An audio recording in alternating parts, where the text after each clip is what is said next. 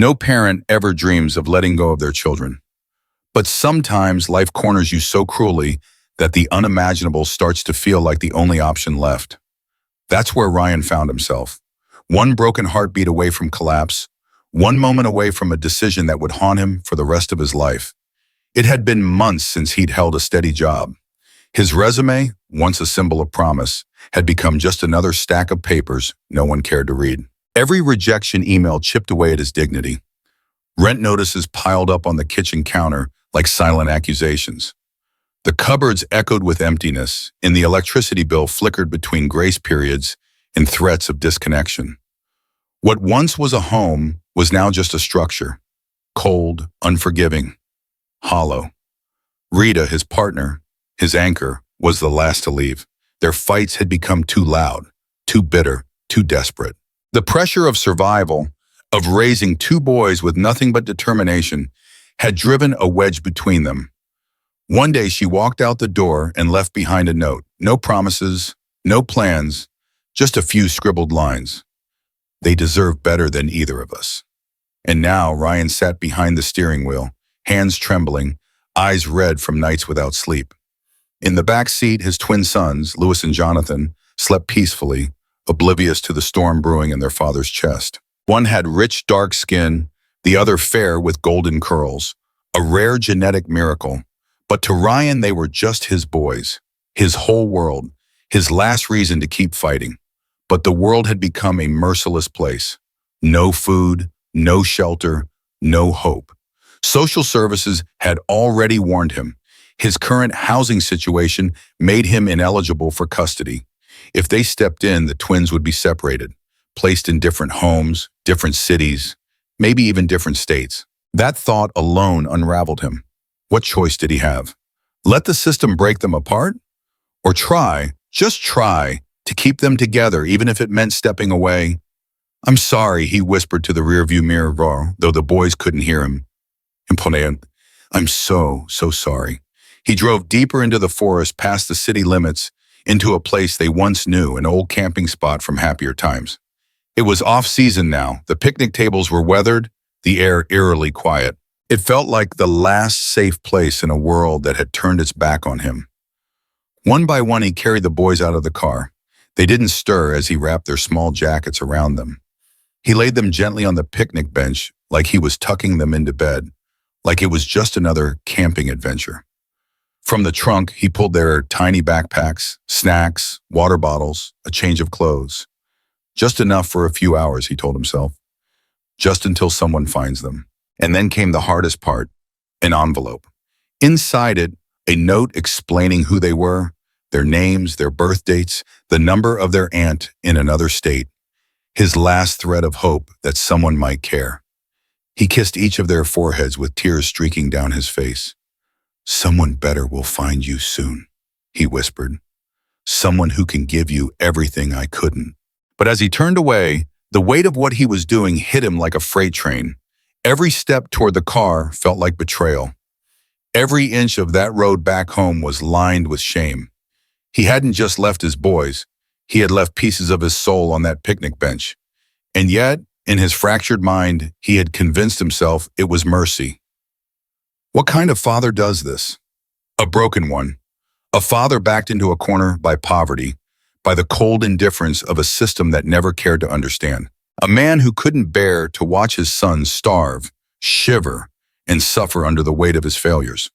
So he made a choice, not out of cruelty, but out of desperation. It's easy to judge when your fridge is full, when your lights are on, when you don't have to choose between feeding your kids or keeping a roof over their heads. But poverty has a way of distorting judgment, of turning love into agony and sacrifice into guilt. That night, Ryan lay alone in his small, crumbling apartment, haunted by silence. He expected relief, some twisted sense of resolve. But what he got instead was a hole in his heart so deep it echoed with every breath. Regret came fast, crushing, immense. It sat on his chest like a boulder, and by sunrise it had already turned into panic.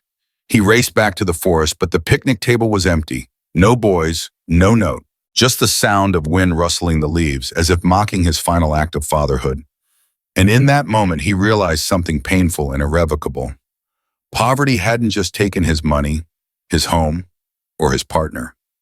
It had taken his identity, his role as a father, his very worth as a man.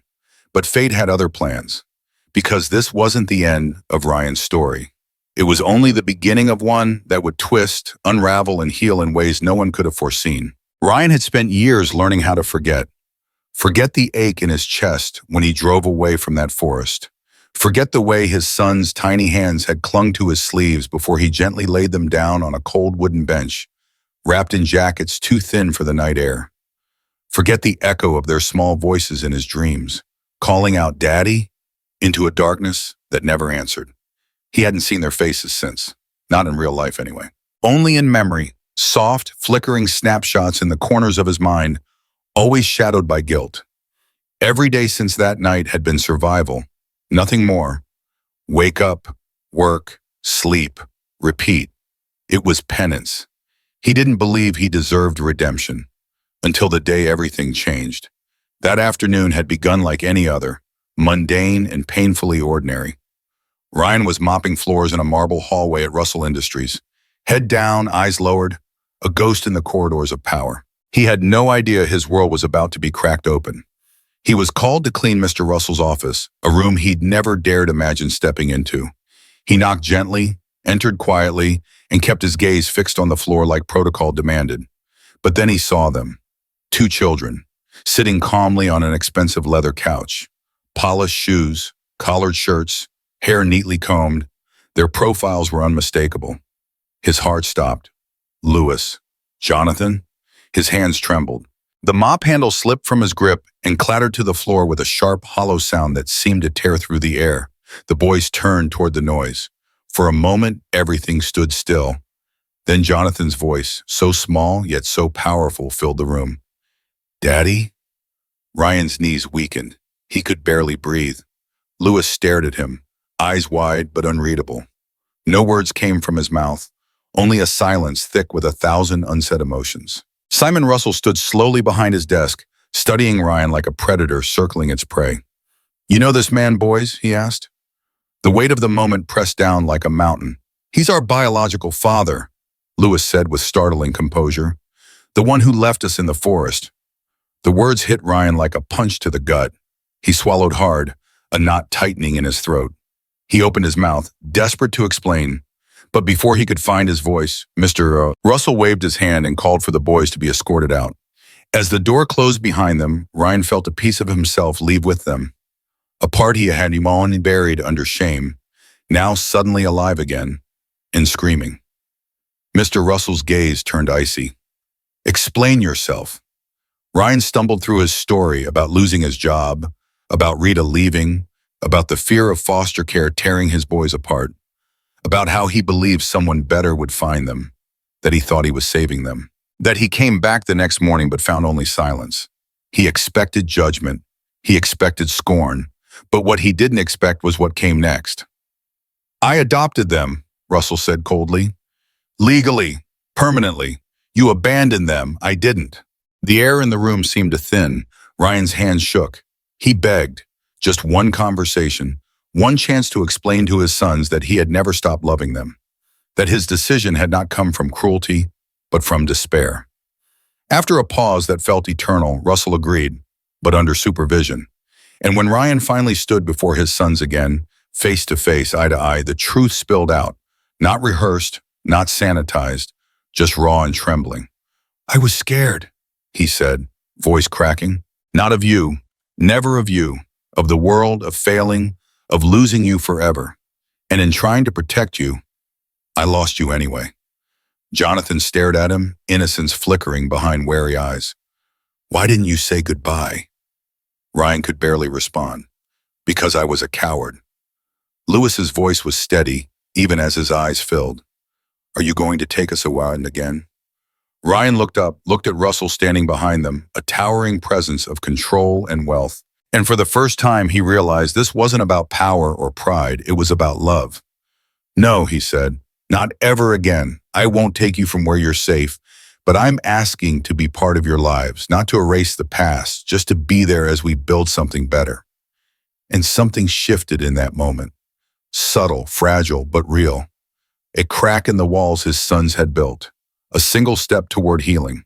When Lewis reached out his hand, tentative but willing, Ryan took it like a lifeline. Maybe redemption was possible after all.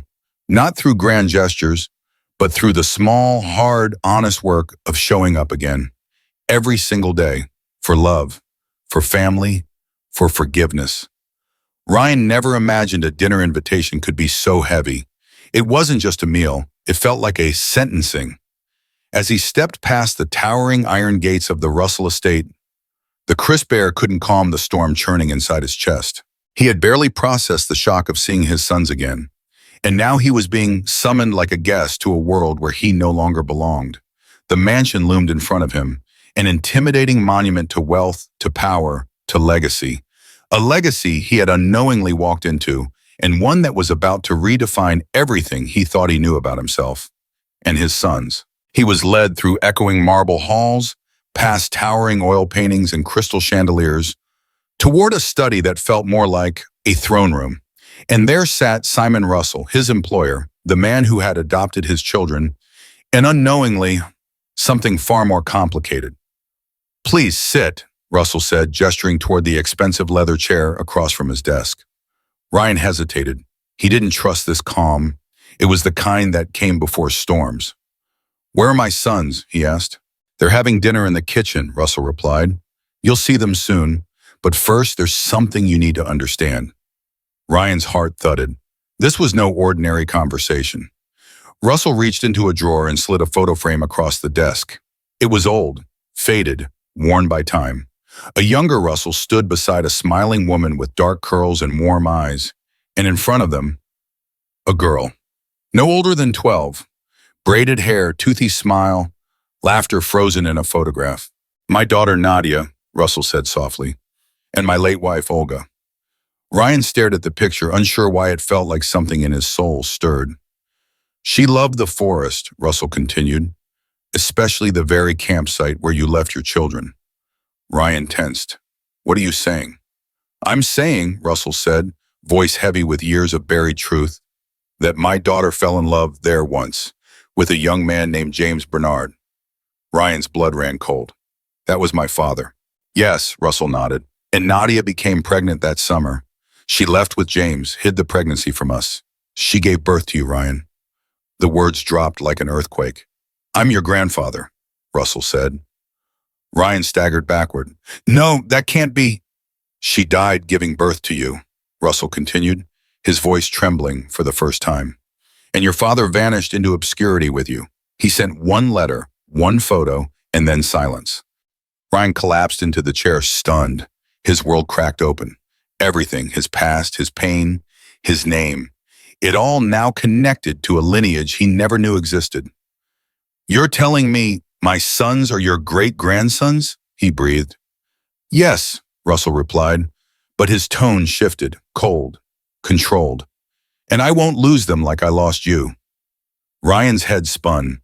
He wasn't sure what to feel: anger, grief, awe, confusion, or all of them at once. "And yet, you never told me," Ryan said bitterly. "You watched me scrub floors in your building while you sat behind glass walls, knowing I was your blood."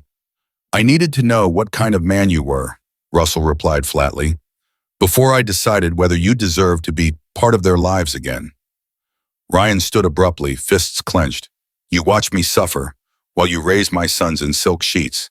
Is that your idea of justice?" "No," Russell said, rising to his feet. "It's my idea of protection." The two men stood face to face, two generations bound by blood and broken by secrets. But just when Ryan thought the night couldn't unravel any further, Russell leaned in with a whisper that cut deeper than anything before. "Did you ever wonder why your sons look so different?" Ryan blinked. "The doctors said it was rare genetics, fraternal twins from mixed parents." Russell shook his head. "I had them tested. Jonathan is your son. Lewis is not." Ryan's world tilted again. "No," he muttered. "That's not possible. I raised him. I was there." "Superfetation," Russell said, like a man reading a report. "A rare condition. Two fathers." Rita admitted it. Lewis's biological father is in prison for armed robbery. Ryan's knees buckled, but his voice steadied. I don't care, he's my son. Russell narrowed his eyes. Even knowing he carries another man's blood? Because he carries my heart, Ryan snapped. I've loved him since the first day I held him. That's all that matters. For a moment, silence filled the room, and then, for the first time, Simon Russell's expression softened. Just barely. Then maybe, he said quietly, there's still hope for you. But Ryan knew this wasn't over. This was a chessboard now. Legacy versus love. Control versus connection. And if he wanted to fight for his family, he'd need more than conviction. He'd need courage. And he'd need to outplay a man who had already claimed everything Ryan once lost. The room was silent, but the air was thick with tension, so heavy it could snap. Ryan stood frozen, heart hammering in his chest as his sons, Jonathan and Louis, walked through the door of the grand study. They looked older somehow, more distant, dressed in polished sweaters, groomed like they belonged to a world he had only ever seen from the outside. Hello, Dad, Jonathan said softly. That word, Dad, hit Ryan like a punch to the gut. It had been months since he'd heard it, but it didn't sound the same anymore. Not like it used to, when it was shouted joyfully in a park or whispered sleepily after bedtime stories. Now it was cautious, almost foreign. Ryan knelt down, his eyes locking onto theirs. He saw the uncertainty, the hurt. But beneath it all, there was still a flicker of hope, a fragile flame he couldn't afford to extinguish. I've missed you both so much, he said, his voice cracking. Jonathan looked at Russell and then back at Ryan. Mister, Russell said you'd explain why you left us. Ryan swallowed hard. His throat burned. He'd rehearsed this conversation in his head 1,000 times. But now, face to face with the little souls he'd failed, every excuse felt empty. I made the worst mistake of my life, he said, his voice raw, and no explanation will ever make it right. Louis's eyes narrowed. Were you tired of us? The innocence in the question broke something deep inside him. No, never. I loved you every minute, even the ones when I wasn't with you. Then why? Louis asked again, firmer this time. Ryan took a breath, willing himself not to hide behind justifications. After your mom left, everything crumbled. We lost our home. I couldn't find work. Social services said they'd take you, separate you, put you in different homes. I panicked. I thought if I left you somewhere safe, maybe someone kind would find you. Someone who could give you what I couldn't. Tears streamed down Jonathan's face. But you didn't say goodbye. Because I was a coward, Ryan admitted. I told myself I was protecting you. But I see now I abandoned you. Louis's lip trembled, but he stood his ground. You didn't even come back. I did. Ryan's voice rose, trembling with desperation. I came back the next morning, but you were already gone, and I've been searching ever since. The room was heavy with silence again, and then a small hand reached for his. Jonathan. Then Louis followed, still wary, still wounded, but willing. Ryan knew this wasn't forgiveness. Not yet, but it was a beginning. Behind them, Simon Russell watched carefully, his expression unreadable. But Ryan didn't care anymore. He wasn't fighting for approval. He was fighting for redemption. And this was only the first step, a father's raw confession. The room was too quiet. Ryan's breath caught in his throat as the heavy doors swung open and his sons, Jonathan and Louis, stepped inside. Their small figures were framed by the opulence of the mansion, dressed in fine sweaters and crisp khaki pants, their hair neatly combed. They looked so different, not just in appearance, but in spirit. Like this life he had once struggled to give them had already begun to fade into a memory they were learning to live without. He stood motionless, as if rooted to the carpet. His heart thudded in his chest, each beat a reminder of everything he'd lost, everything he'd given away the moment he drove away from that forest. Now here they were, standing before him. His boys. Jonathan looked at him nervously. Mr. Russell said you wanted to talk to us. Ryan sank to his knees. His voice, when it came, was thick with emotion. I did. I need to. Louis crossed his arms. Are you going to tell us why you left us? That sentence, so small and innocent in tone, sliced through Ryan like a blade. He nodded slowly, his throat tightening. Yes, you deserve the truth. All of it. He looked at them, really looked at them, And what he saw shattered him. They were no longer the carefree children who once begged for bedtime stories or chased each other barefoot across the park. They were guarded now, hardened, and the blame for that rested on his shoulders. "I made the biggest mistake of my life that day," he began, forcing the words out. "And I've spent every day since regretting it." Jonathan tilted his head, confusion etched across his soft features. "Were you tired of us?" Ryan's heart broke at the question. He shook his head, a tear slipping down his cheek. "No, never. I loved you more than anything. I still do." "Then why did you leave us in the forest?" Louis demanded, his voice small but sharp, laced with months of stored pain. Ryan exhaled shakily. "Because I was scared. Your mother had left. We had no home, no food, no money. I couldn't find work, and social services told me they'd take you, split you apart into different foster homes. I couldn't let that happen. I thought if I left you somewhere safe, somewhere familiar, someone would find you and keep you together. I told myself I was protecting you." "But you didn't even say goodbye," Jonathan whispered, tears starting to fall. Ryan bowed his head. "Because I was ashamed. Because I knew deep down even then that I wasn't protecting you. I was giving up." Louis's eyes glistened, but he stayed quiet. "I came back," Ryan continued, "the next morning, but you were already gone." His voice cracked. "I searched everywhere, police, shelters. I didn't sleep for days. I was losing my mind thinking of where you could be. But no one cared about a man who abandoned his kids. They treated me like a criminal, like I didn't deserve to be your father." Silence fell again, suffocating. "I don't expect you to forgive me," Ryan added, barely above a whisper. "I know I failed you. I don't want to take you away from this life, from safety, from everything you have found here. I just want a chance to be in your lives again. Even a small one, even if I have to earn it every single day." The boys glanced at each other, unsure. A quiet moment passed, heavy with unspoken fears and questions. Then Jonathan stepped forward and placed his tiny hand on Ryan's.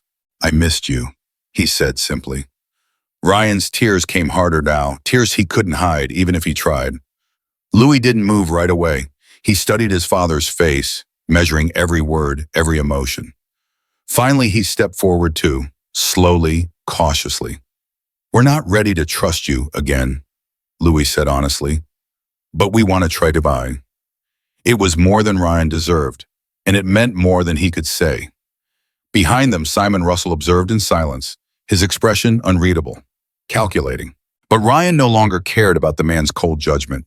He wasn't here to impress Russell or win back a place in his world. He was here to reclaim something far more sacred, the chance to rebuild a bond he once destroyed, and maybe, just maybe, earn the title of dad again. The unexpected revelation, bloodlines, secrets, and a father's unwavering love.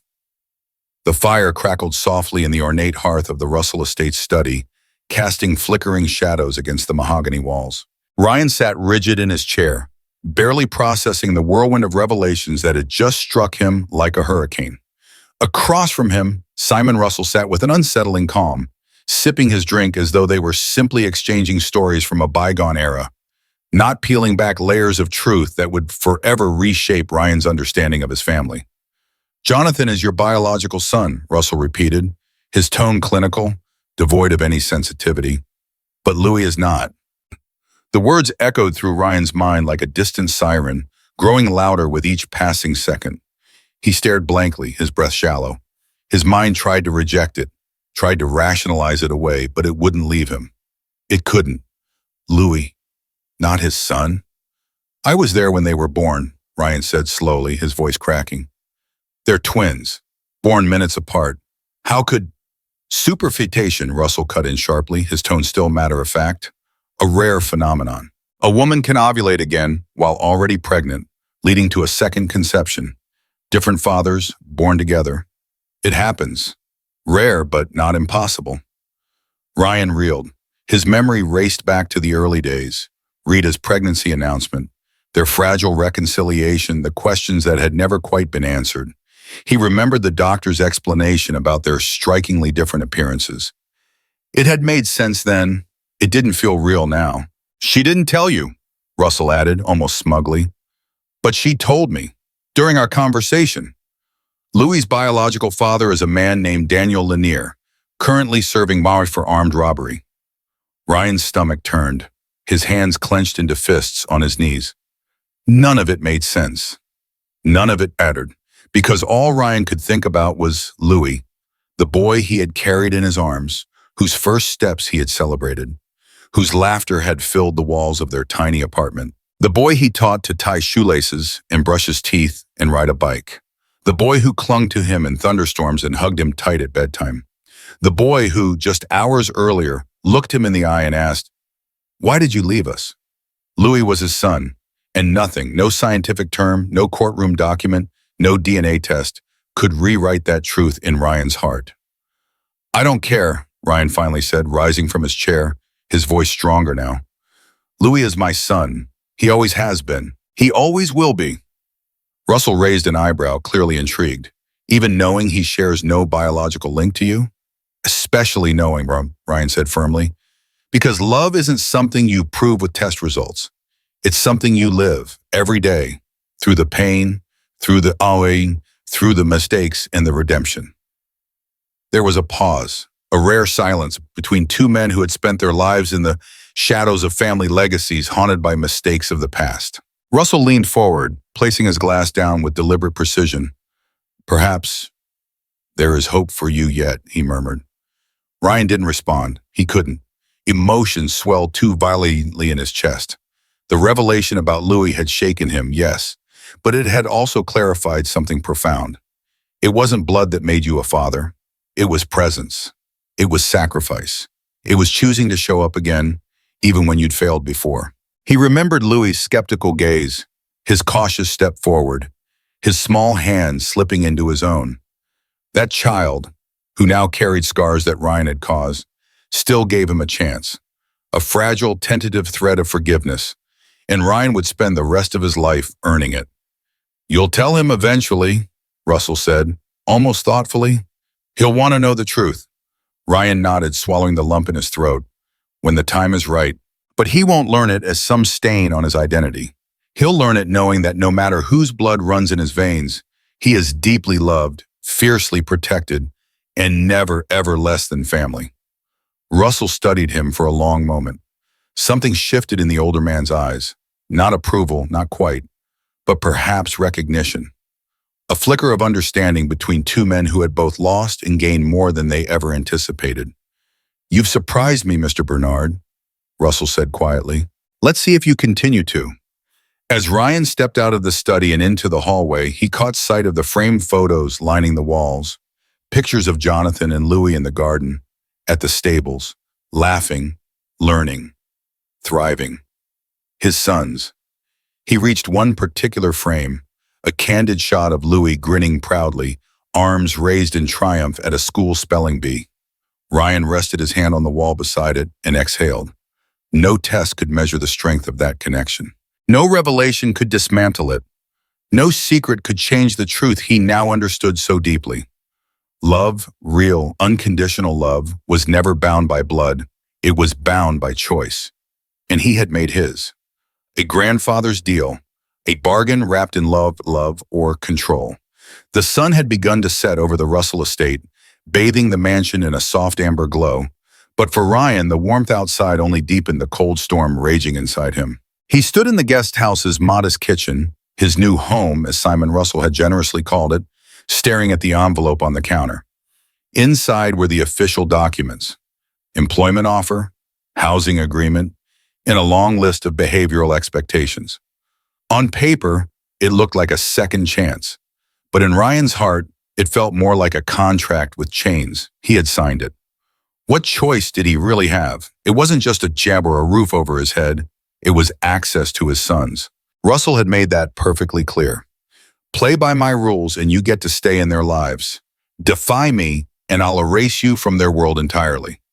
Ryan had spent so many sleepless nights tortured by the image of the picnic table in the forest, his sons crying in the dark, abandoned because their father thought it was his only option.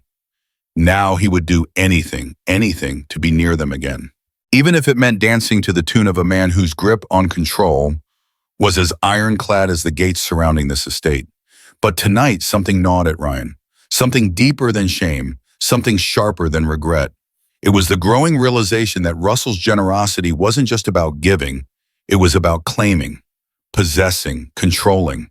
Earlier that day, as Ryan had watched Louis and Jonathan run across the garden, with laughter echoing behind them, he felt a sense of peace, until Russell's voice cut through the air beside him. "They're adjusting well," the old man had said with a faint smile. "Structure, discipline, exposure to excellence. It shapes boys into men." Ryan had nodded silently, but something in Russell's words unsettled him. It wasn't just pride in the boys' development, it was ownership, like they were assets to be molded, not children to be loved.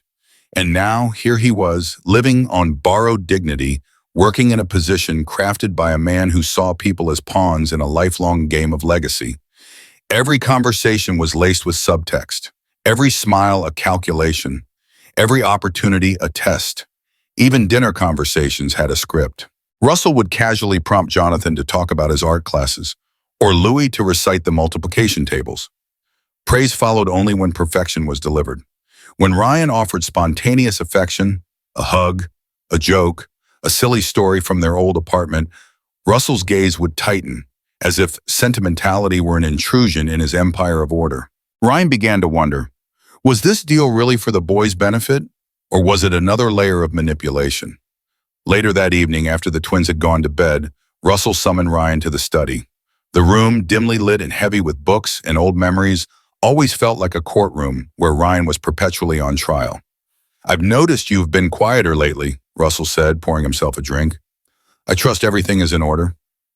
Ryan hesitated. "It is. I'm grateful for the opportunity, truly." Russell looked up sharply. "Gratitude is not what I need from you, Mr. Bernard. Loyalty is." The word struck like a hidden blade. Loyalty, as if this was a mafia family and not one trying to recover from years of heartbreak. "Of course," Ryan said quietly. But inside, his thoughts churned. He wanted to scream. He wanted to demand something honest and human. Something unscripted. He wanted to tell this man that children don't thrive on control. They grow with love, with patience, with imperfection. But he held his tongue, because this wasn't about pride anymore. It was about staying close enough to protect his boys, even if it meant swallowing his own discomfort. As he returned to the guest house that night, he peeked into the boys' room. Louis had kicked off his blanket, his arm draped across his stuffed animal. Jonathan clutched his sketchbook even in sleep, a half-drawn image of their family tucked beneath his hand. Ryan knelt beside them, brushing the hair from their foreheads. "I'm here," he whispered, "no matter what deal I made. I'm here, and I'll never let you go again." He didn't know what the future held, whether Russell's control would eventually strangle the life out of this fragile arrangement. But he did know this. He would fight quietly if he must, loudly if he could, and with all his heart, because being near his sons wasn't just a privilege, it was his redemption. And if that meant walking a tightrope between gratitude and resistance, then so be it. For love, he would walk it every single day. A knock on the door when the past comes calling. The knock came just after sunrise, soft, hesitant, but urgent enough to jolt Ryan out of his thoughts. He wasn't expecting anyone. Standing in his modest guest house, barely unpacked, still adjusting to the surreal new life arranged by Simon Russell, Ryan hesitated. Few people even knew where he lived now. His heart raced as he walked to the door, a dozen worst-case scenarios flooding his mind. When he opened it, the air left his lungs. Vivian? Her name left his mouth like a ghost he hadn't spoken in years. There she stood, Rita's younger sister, the woman he hadn't seen in more than 6 years. The last time they spoke, she had stormed out of their lives during a family argument, angry and rebellious. But now she was different. Sleek black hair in a sharp bob, a tailored suit hugging her frame, polished heels clicking on his doorstep like punctuation marks on a message too important to ignore. "Can I come in?" she asked, her voice unreadable. Ryan stepped aside in stunned silence. The past had just walked into his present and brought a storm with it. Inside, Vivian looked around with mild disdain at the guest house's sterile decor. But her eyes softened slightly when they landed on a framed photo of Louis and Jonathan. "I saw them yesterday," she said, no preamble, no small talk. "At the mansion. Ryan nodded slowly. They're, they're doing well. They looked okay, Vivian said, but that doesn't mean they are. She turned toward him fully now, her voice firmer. I've been helping Rita. She's in Seattle, been living with me for the past 3 months. The words hit Ryan like a slap. You? You helped her leave that night? She called me, Vivian said flatly. Desperate, scared, using again. Said she couldn't do it anymore. I drove through the night to get her. Ryan felt his chest tighten. Why didn't you take the boys too? Vivian hesitated. She didn't want to. She said they'd be safer with you. He laughed bitterly. And look how that turned out. I know what you did, Ryan, she said, eyes darkening. I don't forgive it. I'm not here for that. I'm here to warn you. Warn me? He echoed. About what? About Simon Russell, she said, lowering her voice. There's more going on than you realize. Ryan frowned. I already know he's manipulative, controlling. He's got me wrapped in a golden cage. It's deeper than that, Vivian said.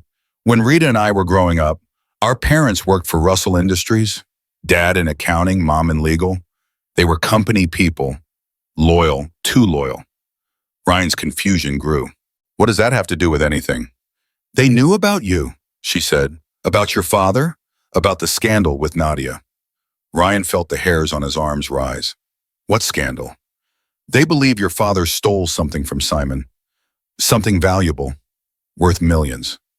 That's ridiculous. Maybe, she shrugged. But Simon's obsession with your family wasn't just about a lost daughter. It was about power, revenge, and now control. Ryan leaned back, his mind spinning. You think this whole thing, finding the boys, giving me a job, was planned? Vivian's eyes narrowed. I think Simon Russell doesn't do anything by accident. The weight of it all pressed down on Ryan's shoulders. The pieces were starting to fit. The surveillance, the strange questions, the possessive tone Russell used when referring to his sons. Vivian pulled out a business card and slid it across the table. Rita finishes rehab next week. She wants her boys back. We've been working with a lawyer. If both parents are clean and united, we might stand a chance in court. But we can't do it without you.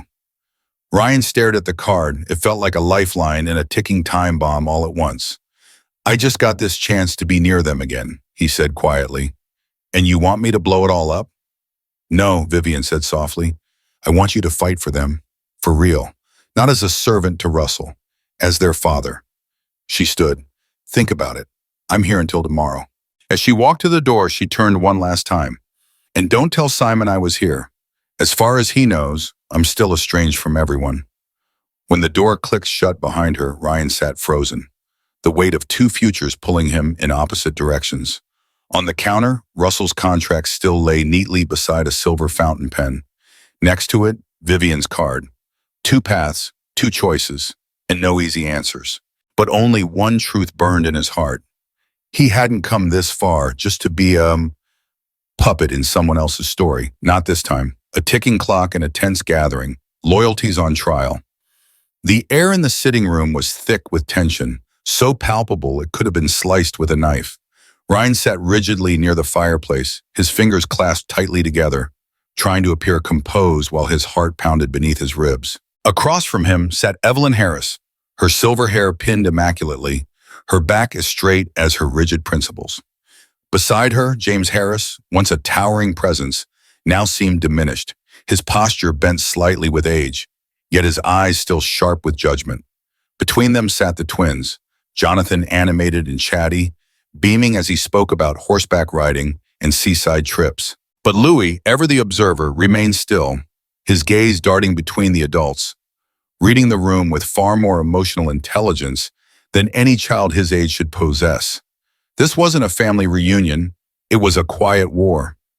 Simon Russell presided from his throne-like armchair, the picture of a refined patriarch. But Ryan wasn't fooled.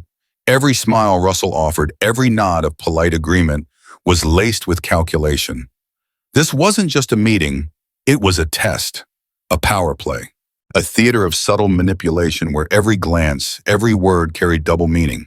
Evelyn's voice cut through the silence like porcelain against crystal.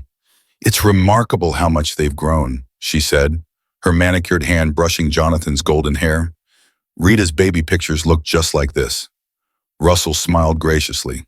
They're exceptional boys. Louis has a gifted mind for numbers, and Jonathan's artistic eye is truly rare. We should have been a part of their lives from the beginning, James added, the regret in his tone just enough to sound sincere but not deep enough to erase the years of silence. Ryan forced a polite smile but said nothing. He wanted to scream, to shout, "You disowned your daughter when she needed you most. You vanished when things got hard. And now you sit here like saints rediscovering your grandsons." But he didn't speak, not yet. Instead, he asked carefully, "Have you spoken with Rita recently?" The room tensed, a subtle shift, but clear. Evelyn and James exchanged a glance, too fast to be casual, too loaded to ignore. "We've been in contact," Evelyn said slowly, "since Mr. Russell informed us of the boy's situation. She's progressing well in recovery." "And Vivian?" Ryan pressed. He didn't know why he said it. Maybe instinct, maybe strategy. But the moment the words left his lips, the temperature in the room dropped 10 degrees. James stiffened. "Vivian's situation is separate." Russell's eyes narrowed.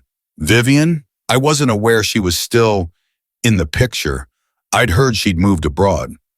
Ryan hesitated, realizing too late that he'd said too much. "Seattle isn't abroad," he said quietly. "It's a few hours away." The silence that followed was crushing. Russell stared at him, eyes cold and calculating. "So, you've spoken with Vivian recently?" It wasn't a question. It was an accusation cloaked in civility. Before Ryan could respond, the housekeeper entered, announcing that lunch was served. The moment was temporarily diffused, but the damage was done. The truth had cracked through the carefully curated illusion Russell had created, and Ryan knew he'd pay for it. As they made their way to the dining room, Russell held Ryan back with a firm grip on his shoulder. His voice was soft but steel-edged. "We'll have a private conversation once our guests leave, about loyalty and the consequences of betrayal." Throughout the elaborate meal, Ryan's mind raced. He could feel Vivian's warning echoing in his ears. Simon Russell doesn't offer anything without owning everything in return. And now Ryan wasn't just navigating his role as a father.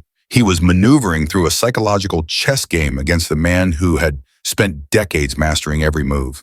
Every time Louis laughed at a story or Jonathan giggled at a joke, Ryan felt the weight of his decisions, past, present, and future.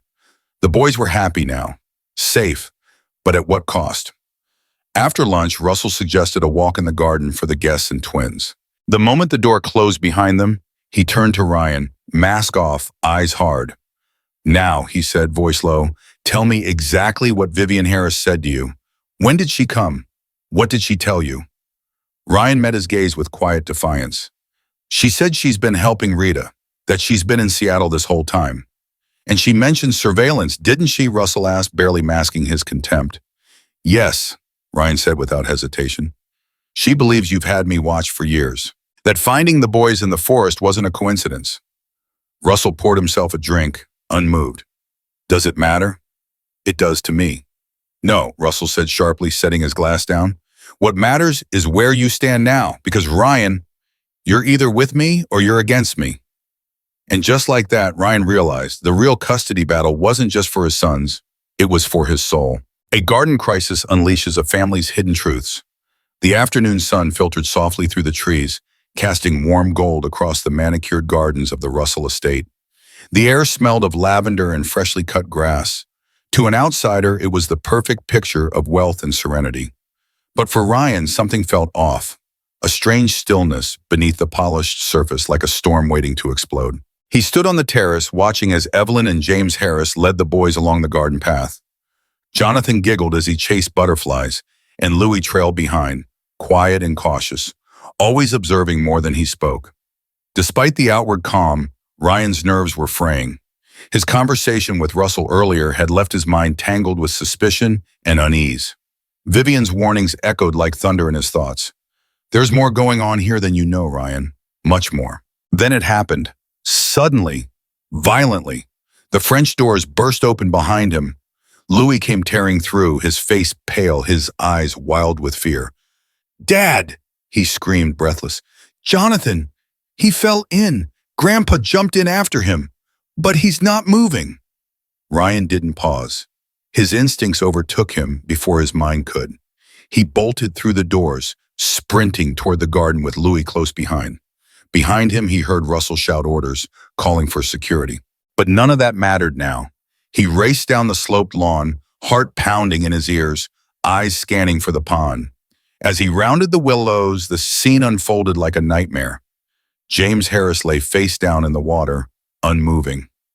Evelyn stood nearby, her hands over her mouth, eyes wide in performative horror. And Jonathan, where was Jonathan? A sudden splash. A small hand surfaced for a second in the center of the pond, then disappeared. Ryan dove without hesitation. The water was colder than he expected, numbing his limbs instantly. He swam with desperate strokes, gasping a lungful of air before diving beneath the murky surface. His arms cut through the darkness, searching, praying. Then he felt it. Fabric, small limbs, limp weight. Jonathan. Ryan surfaced with his son cradled in one arm, his tiny face pale, lips tinged blue, eyes shut tight. "Help!" Ryan screamed, dragging himself toward the shore. Security guards and the gardener rushed to pull him out. He laid Jonathan onto the grass, trembling, water still pouring from his clothes. "He's not breathing," one guard shouted. Ryan didn't wait. He dropped to his knees, years of mandatory CPR training snapping into focus. He began compressions, counting aloud. 1, 2, 3, come on, buddy, come back to me. 30 compressions, 2 rescue breaths, nothing. Again. He repeated the cycle, panic gnawing at him. "Please, please, Jonathan." On the third attempt, Jonathan jerked violently, coughing up a stream of water. His little chest rose with a gasp, then another. His eyes fluttered open weakly. "Dad," he whispered hoarsely. "I'm here," Ryan sobbed, pulling him close. "I've got you.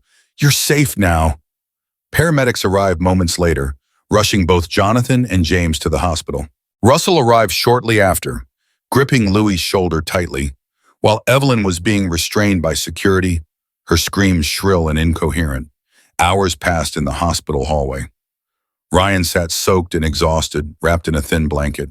He couldn't stop shaking, not just from cold, but from everything.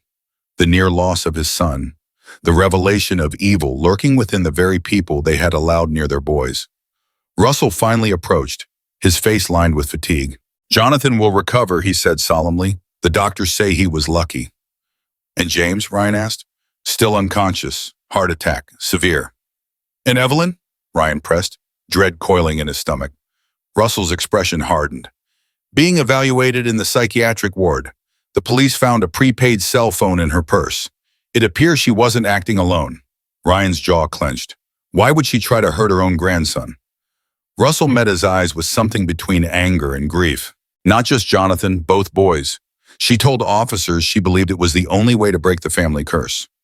Ryan stared at him, stunned. What curse?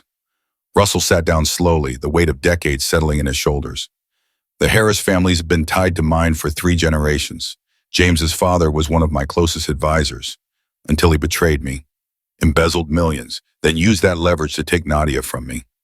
Ryan's blood ran cold. She believed, truly believed, that your bloodline was cursed, that losing the boys would somehow free her family from tragedy. Ryan felt sick. Generations of pain and lies had created a twisted legacy, one that almost cost his son's life. Just then, a doctor approached. "Mr. Bernard, your son is asking for you." Relief flooded him. "And Louis?" "He's with the social worker, safe." As Ryan walked down the hallway, he saw Vivian waiting outside. Her face was pale, eyes red. "She did it," she whispered. "I still can't believe it. My mother..." "She won't hurt them again," Ryan said firmly. "None of them will." Louis ran up moments later. "Dad, is Jonathan okay?" Ryan knelt, holding him close. "He's safe, and you were so brave today. You saved your brother." The boy's voice was small. "Are people going to keep trying to hurt us?"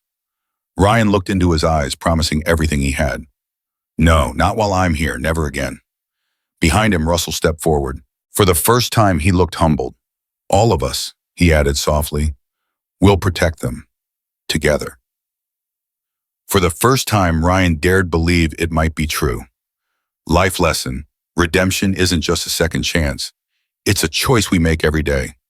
Sometimes life pushes us to the edge, and in our darkest moments, we make decisions we regret. But this story reminds us that redemption is not about erasing the past. It's about choosing every day to become better than we were. Ryan made a heartbreaking mistake, but he didn't stop fighting for his sons. He faced shame, judgment, and even rejection, but he kept showing up. That's what love really is. Not perfection, but persistence. It's not just about being there when things are easy. It's about showing up when everything's broken and trying to put the pieces back together. And in a world full of quick judgments and shallow assumptions, this story teaches us something else. Family isn't just biology, it's presence. It's protection. It's the willingness to fight for each other, even when you've failed before. So whatever mistake you've made, whatever burden you carry, remember this, your story isn't over. You still get to decide who you become next. Forgiveness begins with truth. Healing begins with courage. And family, real family, is built, not just born.